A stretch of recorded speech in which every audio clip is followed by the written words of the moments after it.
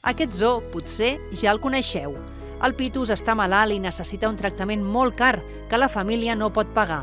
Els seus amics troben la solució: muntar un zoo i aconseguir diners venent entrades.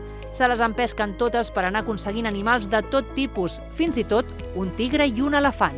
I tot això dins d'una ciutat. Una història que ara arriba en format còmic. El zoo d'en Pitus el va escriure Sebastià Sorribas i la versió en còmic és de Carles Miralles i Galeta Maria.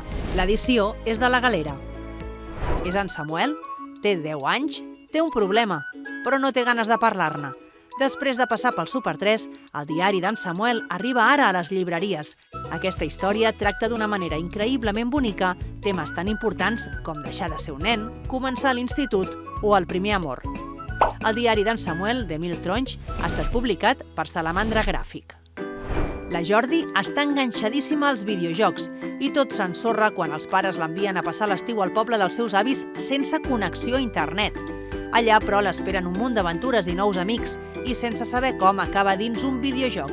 Podrà arribar fins a l'última pantalla? L'última pantalla, de Martí Gironell, és de l'editorial Estrella Polar. Creieu en la màgia de les petites coses? Un dia, a l'Aina li cau del cel una figura de paper.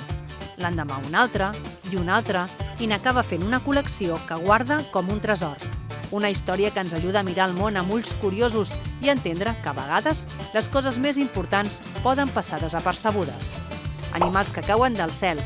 L'ha escrit Víctor Borràs Gasc i l'ha publicat La Galera.